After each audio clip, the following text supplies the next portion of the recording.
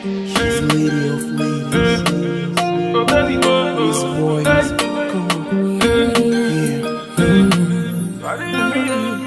From the very first time, now my body jam. Dans la vidéo qui suit, nous allons présenter le cas de Madame Lafleur. Dans une entrevue que nous allons avoir avec Madame Lafleur, on va essayer de trouver ensemble, ou du moins, je vais aider Madame Lafleur à trouver elle-même, à penser aux solutions appropriées à ses problèmes. Donc Madame Lafleur était venue nous voir il y a quelques semaines de cela concernant un problème que traverse sa famille pour l'instant. Donc son mari qui avait un bon boulot, avec quoi il pouvait s'occuper de la famille, sans que Madame Lafleur, elle, avait besoin de travailler. Donc elle était restée à la maison en tant que mère au foyer pour prendre soin des enfants, s'occuper de tout et de rien. Donc voilà la situation maintenant que le mari a perdu son boulot et ça fait déjà plus d'un an. Donc ils ont déjà épuisé ce que Assurance Emploi offrait au mari comme ça. Et la qualité de vie de la famille se détériore complètement. Donc, nous allons rencontrer Madame Lafleur pour essayer ensemble de voir dans quelle mesure elle peut travailler pour trouver un problème, pour trouver des solutions à ces problèmes. Nous allons utiliser deux approches. C'est une combinaison de ces deux approches qui se ressemblent particulièrement. C'est à cause un peu de leur ressemblance que cette combinaison va fonctionner très bien. Donc, on va utiliser premièrement l'approche centrée sur les solutions et en deuxième lieu, ou du moins en même temps, en combinaison, on utilise l'approche centrée sur la personne. C'est-à-dire que moi, je ne vais pas jouer aucun rôle d'expert. Je ne suis pas expert dans le processus, donc je vais faciliter la tâche à Madame Lafleur pour qu'elle, de sa part, trouve les solutions à ces problèmes. On va essayer juste pour commencer. Alors, Madame Lafleur, ça va? Bonjour. Oui, ça fait combien deux semaines, hein, quoi? Ouais, environ. Ok. Et comment tu le sens? Pas mal. Un peu stressée, mais... Ouais, je sais, avec tous les problèmes là, oui. je comprends. Mais finalement, c'est quoi que tu m'avais dit que tu devais penser pour voir comment que tu vas faire pour trouver les solutions. Hein? Ok. Non, en tout cas, on va voir. Et heureusement que tu as pris le bon chemin, tu as fait le bon choix pour venir me voir. Donc, si on essaie de voir bien, donc, et tu m'avais dit que ton mari est en train de chercher du boulot. Est-ce que comment ça va? Je dirais que ça va pas du tout parce que il n'a pas encore eu d'offres. Ben, il a eu des offres, mais il les refuse parce que c'est pas un salaire qu'il veut. Ouais, tu m'as dit qu'il avait un salaire assez Ouais, comme ça et puis il avait un très bon salaire. très bon salaire. Je pense qu'il n'est pas ouvert à l'idée de prendre quelque chose d'autre. De plus bas. Oui, c'est ça. Ouais, bon, des fois on pense comme ça, mais c'est pas toujours évident. Pas toujours évident. Donc, qu'est-ce qu'il compte faire alors? Il continue de chercher quelque chose qui va lui offrir le même salaire. Mais entre-temps. Entre-temps, moi j'aimerais qu'il prenne quelque chose d'autre. Ok. Ouais. Parce que quand même, ça cause un stress chez nous. Bientôt, on va commencer à avoir plusieurs difficultés financières. Oui, c'est stressant. Si lui reste à la maison. Ouais. Vous deux, là, quand on a des problèmes financiers comme ça monte à la tête. Et puis ça dérange tous les rapports, les rapports de couple, les rapports avec les enfants, parce qu'on cherche des solutions, c'est pas facile. Ok. Mais je me rappelle aussi que tu m'avais dit que toi aussi tu devrais réfléchir pour voir comment, dans quelle mesure que toi tu peux essayer de faire quelque chose. Oui. En fait, moi auparavant j'avais un travail comme caissière, mais comme j'aimerais aussi retourner sur le marché du travail, mais sans diplôme, je pense que ça va être compliqué. Oui. Ouais. Bon, il y a des cas que ça arrive vraiment que quelqu'un obtienne un emploi, mais avec le diplôme, c'est encore plus, c'est plus facile, c'est encore moins compliqué. Donc, comment tu comptes t'y prendre? Je pense que je pourrais comme faire une formation de courte durée. Une formation de courte durée. Oui. Parce que ça c'est pressant comme ça là. Le temps que ton mari trouve un bon boulot, ou du moins qu'il accepte de prendre un boulot qui paie le moins. Entre-temps, il y a la bouffe à venir à la maison, il y a les factures comme ça. Ouais. Puis on a des enfants, on doit prendre soin d'eux. Donc, pour le moment, ce que j'ai en tête, c'est de prendre une formation. Par exemple, il y a une formation pour les préposés aux soins. Ça, c'est, je pense, environ quelque chose, 6 mois, 8 mois, quelque chose comme ça. Oui, mais bien sûr, au lieu de penser à... Bon, c'est bon d'avoir une grande formation solide à l'université, mais avec la situation présente, c'est vraiment mieux de te préparer à court terme, qu'est-ce que tu peux faire. Donc, une formation est proposée, tu as déjà fait des démarches pour quelle institution? J'ai pas encore fait de demande ou quoi que ce soit, mais j'ai commencé à lire à propos de la formation, puis voir à quel collège ou quelle institution je peux m'inscrire. Donc tu vas en ligne pour t'informer un peu. Oui. Ouais. Mais c'est bien, c'est un très bon départ. Tu as vraiment fait du progrès. Parce que la dernière fois qu'on a parlé, et que c'était un peu flou. Ouais, ça arrive. Ok. Donc, en formation de 6 mois, tu cherches encore quelle institution, tu fais des recherches en ligne pour avoir des meilleures informations. Donc, je crois qu'on doit avoir quelques informations ici au bureau. Avant de partir, il va te passer quelques feuillets, quelques pamphlets pour te donner une idée. Ça serait très bien. Oui. Une formation de 6 mois en quoi encore? Préposé aux soins, oui. Préposé aux soins. Ah oui. Parce qu'effectivement, j'entends des histoires là, comme ça, là, que c'est un très bon domaine. On paie bien et puis il y a beaucoup de boulot. Ouais, c'est ça. Il y a beaucoup de boulot. J'ai entendu dire qu'il y a quand même une grande demande. Une grande demande, une grande demande. Et puis c'est court, 6 mois, et ça va passer vite. 6 mois, ça va passer vite. Tu auras au moins quelque chose pour continuer à supporter la famille en attendant que ton mari, lui, ok. Mais ça peut aider vraiment parce que des fois, ça prend un petit changement dans la vie, quelque chose qui arrive pour reconsidérer même les rôles. Tu comprends? Parce qu'avant, c'était vraiment comme ça et que c'est une personne qui se charge. Et puis quand quelque chose arrive, voilà, c'est le chaos. Donc c'est peut-être une bonne expérience pour toi de pouvoir mettre les points sur les i, comme on peut dire, pour essayer de rebalancer les choses. Yeah. Ok, mais c'est très bien. Mais, pour les enfants, comment est-ce que vous allez faire? Est-ce que ton mari, une fois que toi tu pars prendre un cours, bien tu trouves un boulot, lui il va rester à la maison pour s'occuper des enfants, sans problème. C'est ça, c'est comme tu disais, ça va vraiment changer les rôles parce que lui auparavant il ne restait pas à la maison pour s'occuper des enfants. Là je pense que c'est quelque chose qu'il va devoir faire, mais je pense pas qu'il est confortable avec ça. Il n'est pas confortable, il n'est pas prêt, il n'a pas de pratique. Tout ça, il n'a jamais vraiment eu la chance de pratiquer parce que moi j'étais toujours là, je m'occupais de tout. Donc, là aussi, je pense que ça va causer un problème. Ce qu'elle montre comme ça, quel type de problème tu penses que tu vas avoir? Pardon? Quel type de problème tu penses que tu vas avoir?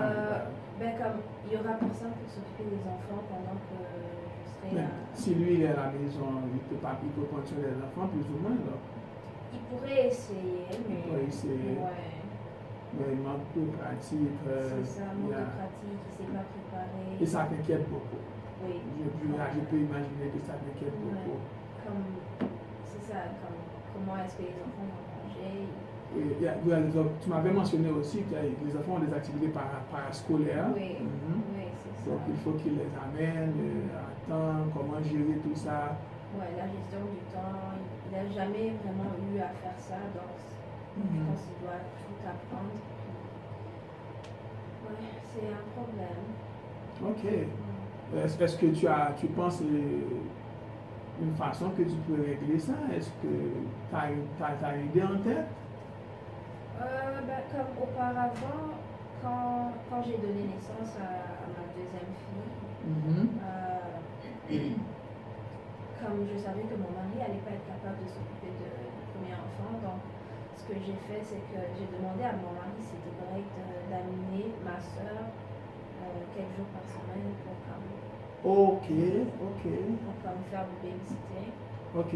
Parce qu'elle habite pas trop loin de chez nous.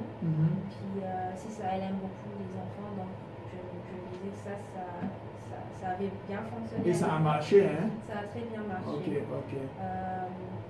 Donc ça serait peut-être quelque chose à faire. Peut-être que lui, ce qu'il aurait dû faire, là, c'est apprendre un peu, se préparer, parce que les éventualités comme ça arrive dans la vie. Vrai, ça arrive vraiment qu'à partir d'une expérience, donc on ne peut pas juste passer comme ça, et puis on doit apprendre, se préparer. Regarde ce qui se passe maintenant là. Et maintenant, comment tu comptes utiliser cette expérience-là pour résoudre ce problème maintenant? Je pense que la chose à faire, c'est vraiment d'encore demander à ma soeur si elle serait Si elle peut se libérer encore. Oui, si elle peut se libérer. Et puis le fait qu'elle habite pas très loin, donc elle peut venir chez moi, rester quelques heures, puis rentrer quand je retourne à la maison.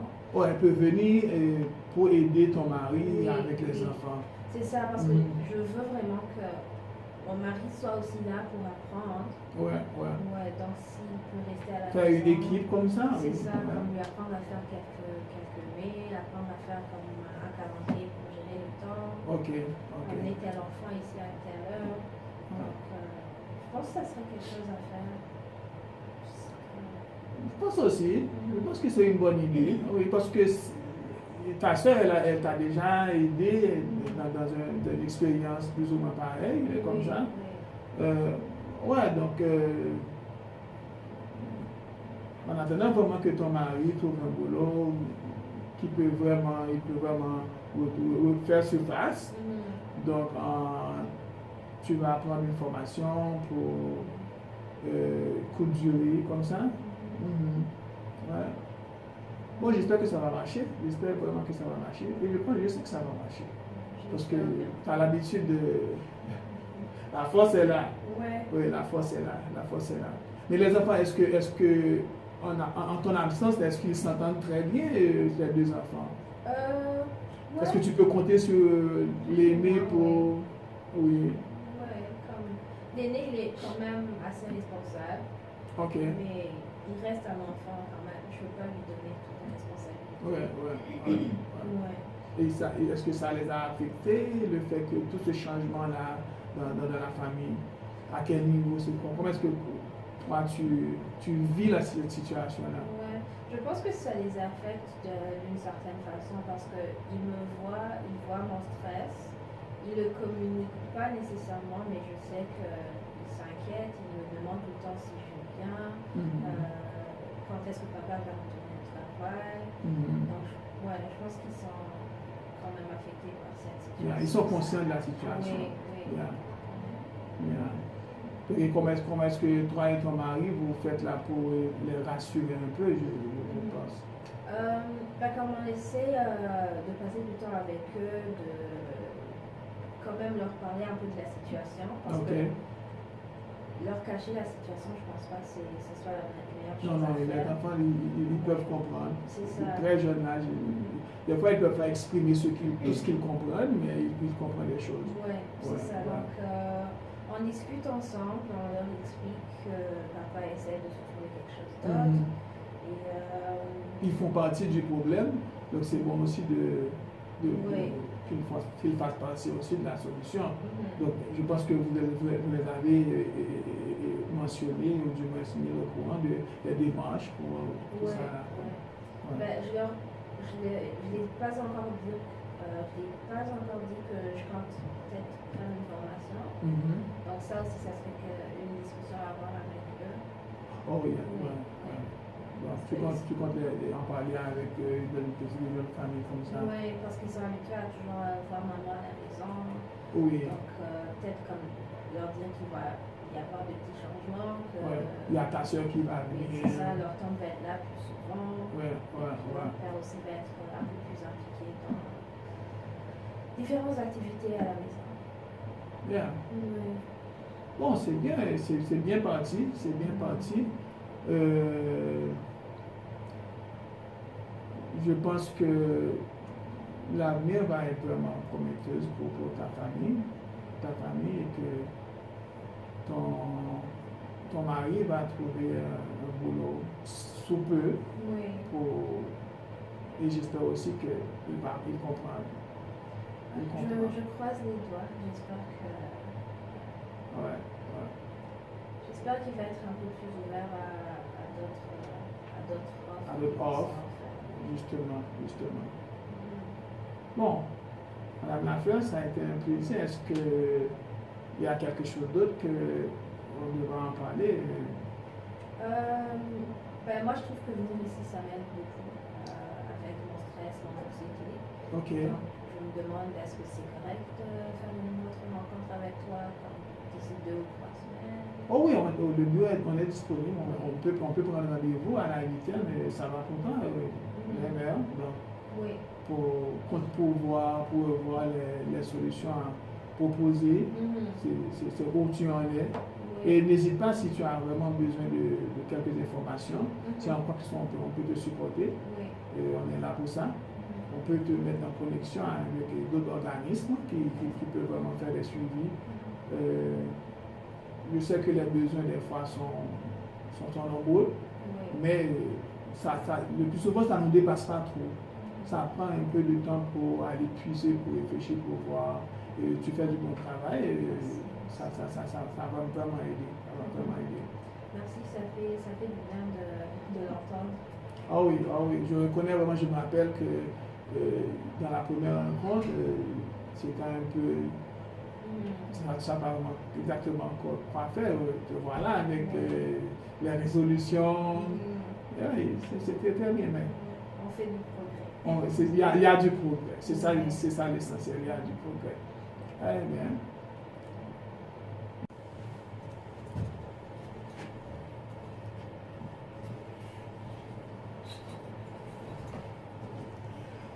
Donc, Madame Lafleur, l'idée de prendre des cours à court terme, comme tu as mentionné, est-ce que ça fait une sorte d'unanimité entre toi et ton mari? Vous en avez discuté? Non, pas du tout. On en a discuté, mais il n'était pas content par rapport à l'idée que moi, Ah bon? Ouais, que je fasse une formation. Comme il ne me voit pas sur le marché du travail, il ne me voit pas en train de prendre des cours pendant 6 mois et tout.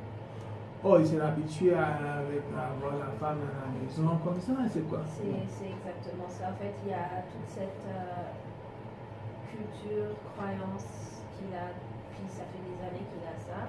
C'est vraiment quelque chose qui vient de sa famille, je pense.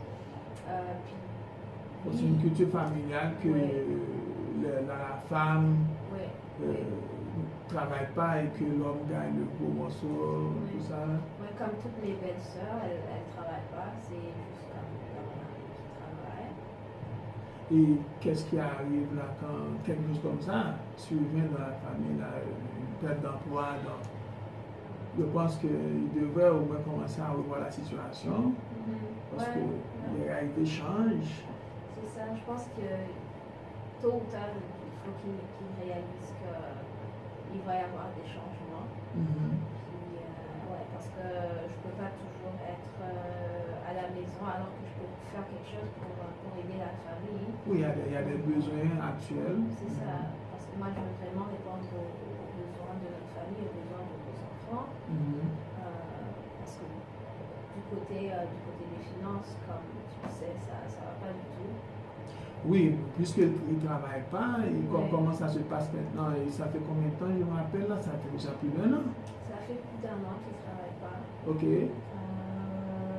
Puis c'est vraiment, c'est le stress à la maison, on le ressent tout le temps.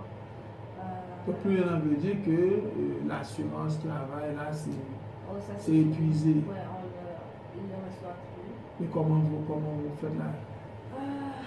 Là, je dirais que vraiment, on vit dans les dettes. Oh. Ouais, on utilise beaucoup nos cartes de crédit.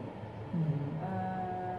Parce que lui, il travaillait, il avait un bon emploi, il avait quand même une limite de carte de crédit très élevée. Ok. On puise dans ça, puis ça, on est presque rendu à la limite, ça. Donc, Parce que quand on utilise la carte de crédit, on pense comment il faut remettre comme ça, C'est sinon ça crée un problème. ouais, donc pour le moment, c'est vraiment ça, c'est les cartes de crédit. On pense vendre la voiture, on est rendu à ce point. Donc tu penses que vendre la voiture peut résoudre vraiment boucher un trou comme ça? Ça va pas vraiment boucher le trou, ça va juste faire un petit changement, mais Les assurances à payer et puis l'argent Oui, que vous vendez la voiture, mais ça va créer comme problème quoi? Parce que vos habitudes de transport. c'est ça aussi ça va être un problème parce que c'est avec la voiture qu'on transporte les enfants dans leurs activités. Mhm. Puis sans la voiture, je sais pas comment ça va marcher. Puis aussi côté finance, on était rendu à un point où on sait qu'il fallait peut-être retirer les enfants de leurs activités parce que ça aussi ce sont des Pour les programmes parascolaires. Mhm. Oh. Donc c'est ça, c'est les deux. On vend la voiture, on retire les enfants des activités parascolaires. Ok, je peux comprendre pour vendre la voiture parce qu'il y a un service de transport. C'est vrai que vous n'êtes pas trop habitué avec, mais pour les enfants, est-ce que tu ne penses pas à une autre possibilité? Peut-être que je pourrais, parce que j'ai une amie à moi qui m'avait dit qu'elle amenait ses enfants au YMCA. Le YMCA? Oui. Yeah, je pense qu'ils ont de bons programmes là-bas. Oui, c'est ça, elle me disait qu'ils avaient de bons programmes et Mhm. que on te charge selon ton revenu. Mhm. Donc tu peux payer vraiment comme un très très bas montant. Tu peux payer Mhm. comme $10 par mois ou des fois moins que ça. Ok, Ouais, donc ça serait peut-être quelque chose que je pourrais faire. ok. Ouais. Mais au niveau pour transporter les enfants maintenant, il faut aller au Transporter, programme. Donc, ta soeur va être là, l'un d'entre eux peut vraiment s'occuper de ça. Oui, Mais ça dépend de la distance entre ouais, c'est ça. votre maison et. Je pense que quelque chose que je pourrais faire, c'est les transports. Comme ma soeur pourrait les transporter soit en autobus. Dans Parce que l'autobus. ouais, juste en avant de notre maison, il y a un arrêt d'autobus. Oh, vous avez un arrêt devant la maison. D'accord. Puis si je vais avec le YMCA, c'est juste comme, c'est pas très loin, c'est peut-être comme 5 ou 6 arrêts plus loin. Ok. Donc ça, je pense que ça serait la solution idéale pour le moment. Ouais. Donc, est-ce que les programmes qu'il faisait avant, vous avez déjà navigué dans YMCA? Est-ce que ce sont les mêmes programmes? Je suis pas sûre, mais je sais qu'il y a un programme de soccer, parce que l'enfant de mon ami fait du soccer, puis un de mes garçons adore ça, donc ça c'est déjà quelque chose de bien. Il y a des programmes de natation, Ok. c'est quelque chose qu'ils aiment aussi, donc je pense quand même ils vont pouvoir se retrouver Ok. dans les activités du Y. Puis ce ne sont pas des enfants qui sont très compliqués, donc aussi longtemps qu'ils peuvent avoir un endroit où ils peuvent s'amuser, je pense que ça pourrait aller. Oui, mais pendant que j'y pense, au niveau émotif, comment est-ce que votre famille, là, vous vivez ça, toi et ton mari? Pas d'emploi, problème financier, et des fois, je sais que ça a vraiment influé sur, ça a une certaine influence sur les relations. Oui, oui. Je dirais que mon mari il est plus touché par ça. Il est très affecté. Oui, il est très affecté. Surtout qu'il se voit comme je t'ai dit, la culture lui met de la pression. Pourvoyeur principal, ou même pourvoyeur unique même des fois, dans ce cas-là. Ouais, donc il veut être le principal gagne-pain et tout ça vraiment, je le vois de plus en plus frustré. Frustré, ça agit sur lui. Hein? Oui, beaucoup, beaucoup. Puis je pense il commence un peu à consommer pour, je pense, un peu oublier ce qu'il est en train de vivre. Oui. Ça arrive, c'est bien malheureux que ça arrive. Mais comment toi tu comprends tout ça là? C'est quoi? Qu'est-ce que tu ressens dans tout ça? Ils commencent à consommer, les habitudes changent, vos relations là, les tensions, comment ça se passe? Il y a vraiment de la tension entre nous parce que on a tout le temps des chicanes, ils se fâchent comme très rapidement. Comme la moindre chose vient le chercher, alors que normalement il n'était pas comme ça. Puis moi, bien évidemment, ça me rend triste de le voir comme ça, de le voir dans cet état. Oui, ça très triste. Oui, mais quand même, il faut essayer de ne pas se sentir trop coupable. Dans certaines situations, parce que ça ne va pas vraiment aider. Ça ne va pas vraiment aider parce que ce n'est pas des choix conscients. Donc, et comment tu comptes faire avec ce problème de boisson là? Est-ce que tu as une idée de... Je pense que je vais avoir une discussion avec lui. Okay. C'est quand même une personne il a une bonne écoute, il aime entendre ce que j'ai à dire. Ok, mais c'est très bien ça. Ouais. Puis c'est un père qui veut être exemplaire pour ses enfants. Donc, il est soucieux. Ouais, donc si je lui dis que le fait qu'il consomme un peu de plus en plus, c'est pas une bonne image qu'il donne aux enfants, ça pourrait être quelque chose qui le... Et l'effet de l'alcool aussi, ça a une certaine influence sur son attitude par rapport aux enfants, par rapport à toi-même. Oui, c'est vrai. Ouais. Puis les chicanes, normalement, nous ne sommes pas des personnes qui se chicanent. Les enfants sont là, ils le voient. Donc, ils peuvent quand même observer un changement parce que c'était pas comme ça avant. Ouais. Et puis avec ce problème-là. Ouais. Je pense avoir une discussion avec lui va faire un changement. Ouais.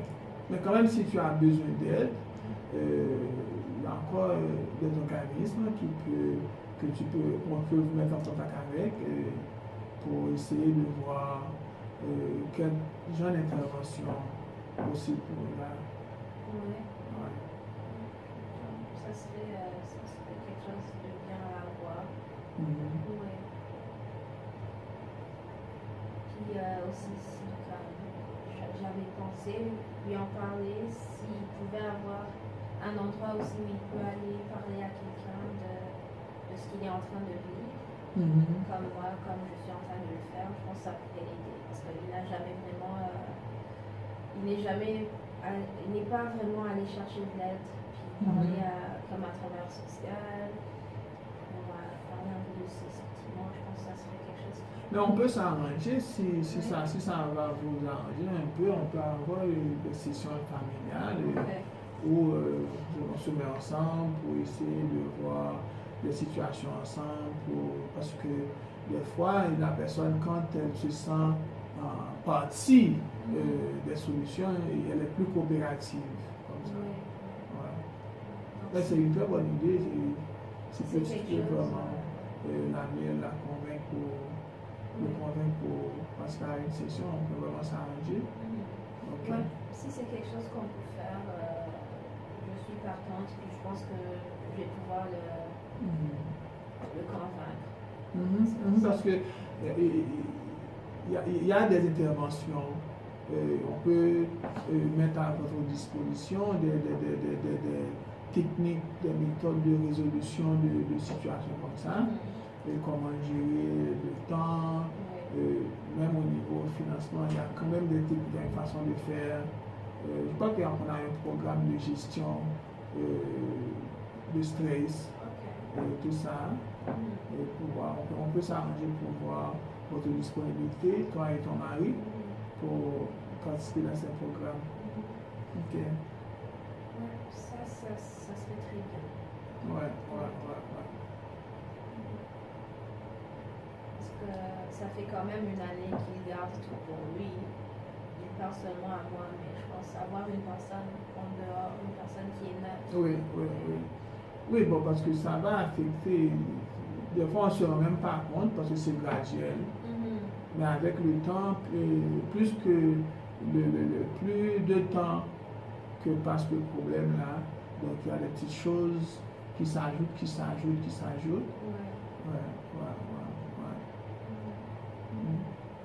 Mais c'est quand même bon de penser à tout ça.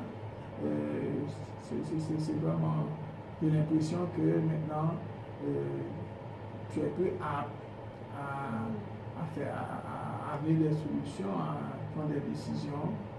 Donc, c'est bien pour décider d'aller prendre des cours, prendre une formation pour pouvoir faire face à des problèmes familiaux, tout ça. Ouais, c'est ça, le fait de pouvoir en parler, avoir une personne qui me guide et qui fait ces solutions. Bon, on est là pour ça, nos écoutes sont offertes. N'importe quel moment, on est toujours là, et c'est ce qu'on fait d'ailleurs. Donc, parce qu'on est conscient que c'est vrai, il y a des problèmes, mais il y a aussi des solutions. Et le plus souvent, les solutions sont là, elles ne sont pas trop loin. Si ça prend vraiment de s'asseoir et puis d'en parler. Et je vois que tu as vraiment compris le dynamique pour pouvoir exploiter. Donc, et faire du progrès. Et je pense que je suis vraiment positif. Je suis vraiment confiant que ça va fonctionner. Ça va marcher pour vous. Merci, je l'espère bien. Oui, ça va marcher. Ok. Donc, il n'y a pas de choses à faire. Comme c'est dit. Ouais, si vous pouvez aussi me donner la documentation à propos de. Oui, c'est là. Je vais te donner les renseignements concernant l'école. Oui. Je ne sais pas, peut-être que si tu as aussi besoin de services de garde, on peut s'arranger pour voir dans quel point, voir les qualifications et te mettre en contact avec le bureau là, parce qu'il y a des qualifications dépendamment de ta situation socio-financière, comme ça, si je peux dire comme ça. S'il y a peut-être des activités parascolaires pour les enfants, il y a des organismes qui peuvent aider avec ça, avec tout ça aussi. Ok? Ça serait grandement apprécié. Amen. Merci, ça a été un plaisir. Merci beaucoup à vous. Donc, je te souhaite beaucoup de succès. Et puis, comme on dit, et puis à la semaine prochaine. Oui. D'accord. Merci.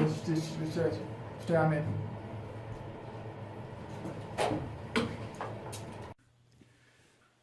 Comme je l'avais mentionné dès le début, pour le sujet qu'on devait traiter, le sujet que j'avais utilisé dans mes premières vidéos dans la classe de relations d'aide, j'ai pensé je pensais faire une combinaison de deux approches. L'approche centrée sur la personne et l'approche centrée sur les solutions. Comment ça s'est passé durant la vidéo? Du côté de la forme, j'ai eu quelques difficultés et comme vous l'avez vu dans la vidéo, c'est pas trop bien cadré. Donc, le client est bien cadré, mais pour moi, là, c'est coupé un peu. Et malheureusement, faute de temps, faute de disponibilité aussi de mon ami qui voulait m'aider, on ne pouvait pas reprendre la vidéo. À cause de ça. Autre problème, c'est au niveau du timing. Donc, on a commencé à filmer. C'est alors que je me rappelle que j'avais oublié de mettre l'heure pour que je puisse gérer le temps. Donc, arrivé à un certain moment, je pense j'avais tout épuisé, comme ça, les questions. On est arrivé à une conclusion un peu trop tôt. Donc, on était à 16 minutes. Maintenant, il fallait décider, est-ce qu'on va tout reprendre pour faire les 30 minutes d'un seul coup ou bien continuer. Donc, pour continuer, on devrait ajouter sur les questions ou bien reprendre quelques questions et puis les explorer davantage. Donc, je pense que c'est ce qu'on avait fait. Et puis, on a mis les deux morceaux ensemble là pour donner la vidéo complète. Mais malgré tout, qui n'a pas atteint les 30 minutes. Je crois que je suis arrivé à 23 minutes, quelques secondes comme ça. Mais du côté du fond, qu'est-ce qui s'est passé? Donc, pour l'approche centrée sur les solutions, effectivement, les problèmes ont été explorés. Donc, le fait que je savais déjà, j'avais déjà rencontré la cliente, donc les problèmes ont déjà été exposés. Je pense qu'à la deuxième rencontre. Donc, pour cette troisième rencontre, c'était reposer les problèmes et puis explorer les pistes de solutions. Donc, comme vous savez, en service social, on n'apporte pas les solutions aux clients. Donc, qu'est-ce qu'on fait? Surtout avec ces genres d'approche-là, on n'est pas des experts. On ne joue pas l'expert. On n'est pas là pour dire à la personne quoi faire.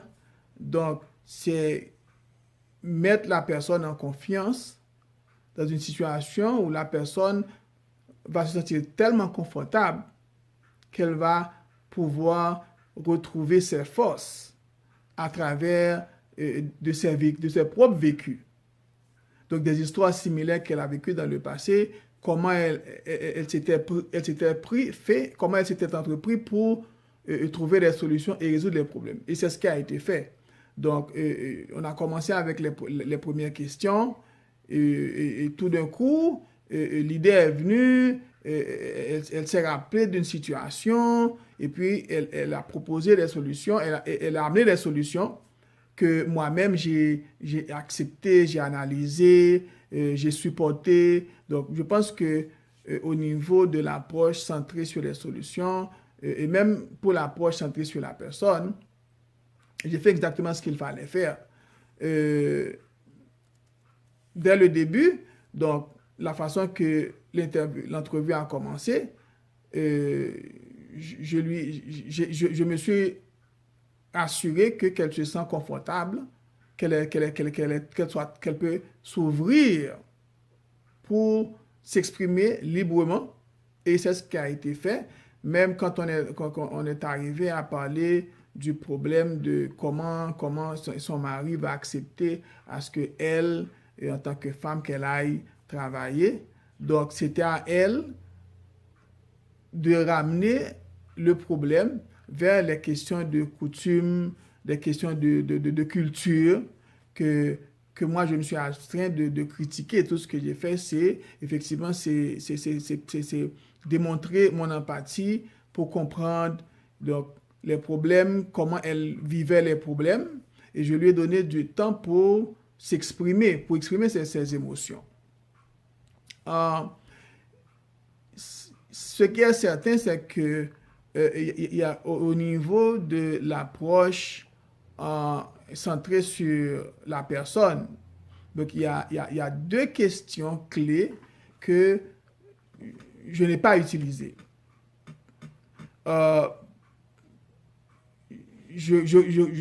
je connais ces questions-là. Et la première question, c'est ce qu'on appelle la question miracle.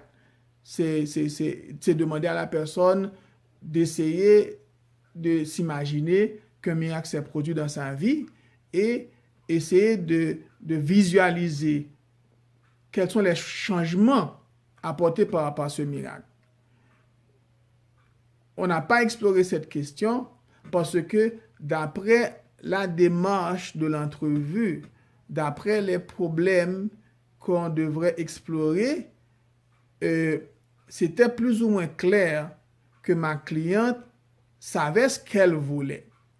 Elle savait c'était quoi ses problèmes, elle savait quelles sont les solutions qu'elle allait explorer. Donc, ce qu'on a fait dans l'entrevue, c'est analyser ces solutions-là parce que quand c'est une troisième rencontre, donc à la deuxième rencontre, je lui avais donné comme tâche de penser à des solutions qu'elle pense appropriées à ses problèmes.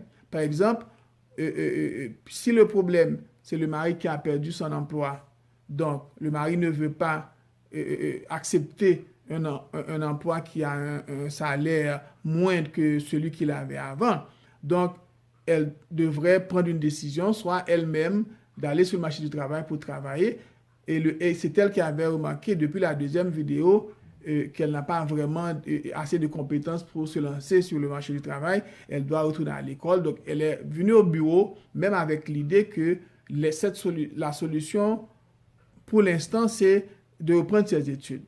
Donc, qu'est-ce qu'on a exploré? C'est pour reprendre ses études, c'est où, c'est combien de temps, c'est quoi la durée des études. Maintenant, on a exploré, à s'imaginer effectivement qu'elle part travailler, qu'elle part à l'école, qu'est-ce qui va se passer avec les enfants à la maison, avec le mari qui ne s'était pas trop habitué à prendre soin des enfants comme ça.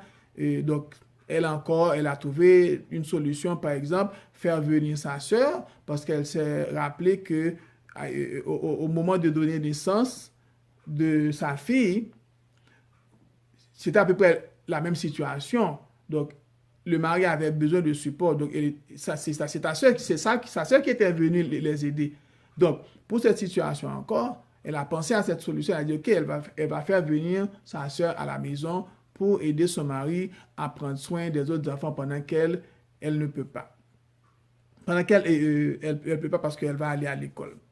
C'est quoi encore qu'on n'a pas vraiment exploré? C'est la question de mesurer sur une échelle de 1 à 10, comment tu te sens. Bon, peut-être que ça m'est passé à la tête, je ne me suis pas rappelé de cette question-là, mais de façon générale,